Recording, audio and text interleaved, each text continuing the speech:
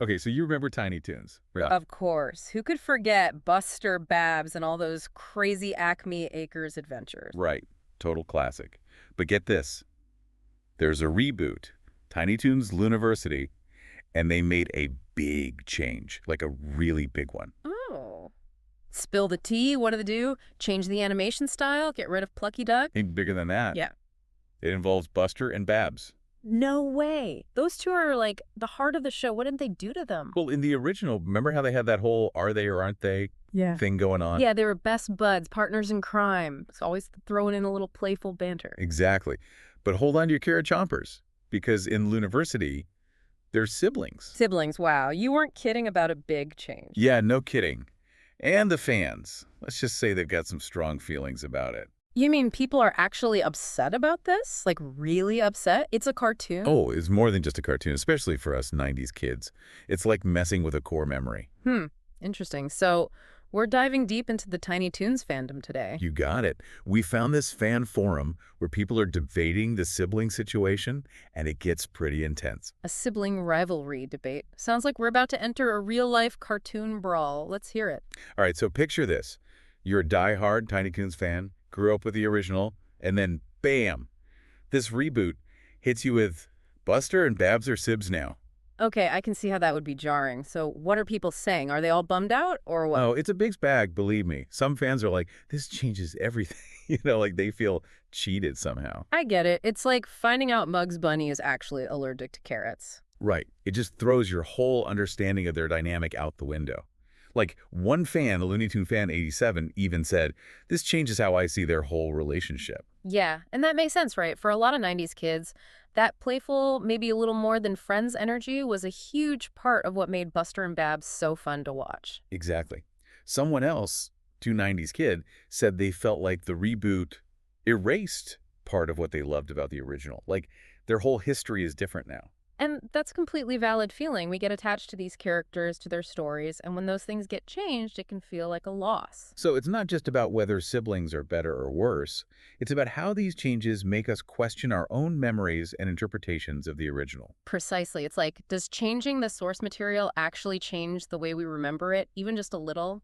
That's deep, man. It really is. Yeah. And it brings up a lot of questions about how we handle these reboots and what they mean for the original shows. And this is just the tip of the iceberg, right? We haven't even gotten to the people who like the change. Oh, yeah, there's a whole other side to this debate. Right. It's wild. It's not like everyone's like grabbing their pitchforks and torches over the whole sibling thing. Really? So some people are actually, like, on board with Buster and Babs being related. Oh, totally. For some, Yeah. especially those new to Tiny Toons, it's a total non-issue. In fact, they kind of dig it. Huh, interesting. What's the appeal there? I'm curious. Well, for one, it just feels relatable. This one user, NewToonFan2000, said it makes the show feel more now. Like it clicks with kids today in a way that maybe the old dynamic didn't. That makes sense. Sibling relationships have a whole different vibe, right? It's like about romantic tension, more about the hilarious chaos of growing up together. Totally. Like imagine Buster and Babs pranking each other.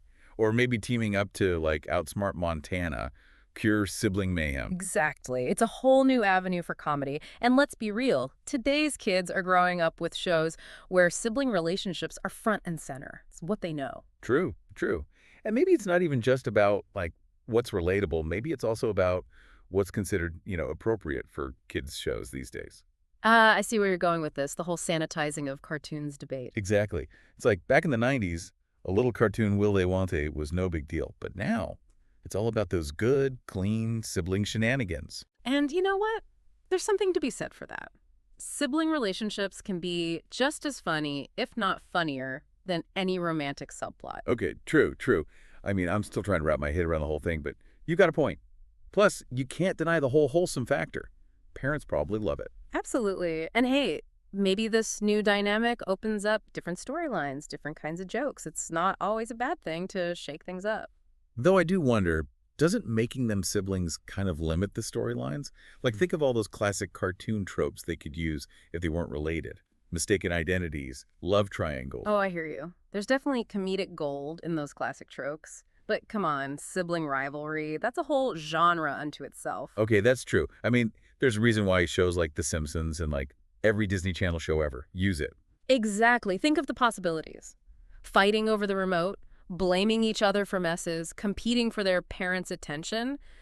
It's relatable chaos. Okay, you've sold me on the comedic potential of sibling rivalry. But there's still this whole other issue. Like, what happens when fans who started with Luniversity go back and watch the original? Oh, I see. We're talking about the continuity problem. That's a whole other can of cartoon worms. Right. It's like, wait, so they used to flirt and have all this chemistry, but now they're arguing over who gets to use the bathroom first. Mm. It's a lot to process. You're not wrong. It's like discovering your favorite band used to have a totally different lead singer. It makes you question everything. Totally. Like one fan, Toonhead 101, said it feels like the reboot is rewriting history for a new generation. And they're not entirely wrong. Reboots often reinterpret the source material, sometimes in ways that feel jarring to those who grew up with the original. Yeah, it's almost like two different versions of these characters exist now. Ah. And it makes you wonder, like, which one is the real one? Now, that is the million-dollar question, isn't it? It's a debate that goes way beyond Tiny Toons. It's about how we deal with nostalgia, adaptation, and the evolution of these characters over time. It's deep stuff. You're telling me. This is making my brain hurt. But before we spiral down a rabbit hole of existential cartoon crises, there's one more thing I got to bring up. Oh, lay it on me. The merchandise. Think about it. Well, right. All the Luniversity merch, Yeah. that'll be everywhere if this show's ahead. Yeah, you know they're going to milk it for all it's worth. Yes, T-shirts, lunchboxes, those little collectible figurines. Probably even a Babs Bunny ear headband with, like, the propeller on top. Oh, totally. But here's the thing. What version of Buster and Babs will they use? Ooh, that's a good question. Will they play up the sibling thing, like world's best brother and sister mugs? Right. Or will there be, like, a little wink to the old dynamic, like a retro line of merch for us 90s kids who remember those vibes? Yeah, that's smart. Two separate audiences, two separate marketing strategies. It'll be interesting to see what they do. Right. Like, are they going to shy away from the old dynamic because it might confuse kids? Or worse, like freak out the parents? Can you imagine? Parent groups boycotting Tiny Toons merch. That'd be wild. Totally. Though knowing today's world, it wouldn't even surprise me. But on the other hand, some marketing exec is thinking, hey, millennials are nostalgic. Let's cash in. It's a tough call. Do you play it safe or risk stirring the pot? I guess it depends on who they think the target audience really is. This is why we do these deep dives, folks. It's not just about some silly cartoon rabbits. It's about the bigger picture. Cultural impact, marketing strategies, generational divides. Exactly. It's deeper than you think. Yeah. But, okay, we've tossed this around enough for one episode. Yeah. Any final thoughts for our listeners before we sign off? What should they be keeping in mind when they watch these reboots? Especially when it comes to, like, how characters are portrayed. That's a good question. I think the biggest thing is to, like, go in with an open mind, Open mind, but also, like, a critical eye. Yeah, exactly. Don't be afraid to be like, hey, that feels a little off, or this isn't the way I remember it. It's okay to feel those things. Totally. It's your childhood. You're allowed to have feelings about it. But at the same time, it's important to remember these reboots, they're not trying to recreate the original. Right. It's all about reinterpretation, finding a new way to connect with these characters for a new generation. Exactly. It's about, like, keeping the spirit of the original alive, even if some of the details change. It's like they say, the more things change, the more they stay the same. Ooh, deep, but so true. Well, there you have it, folks.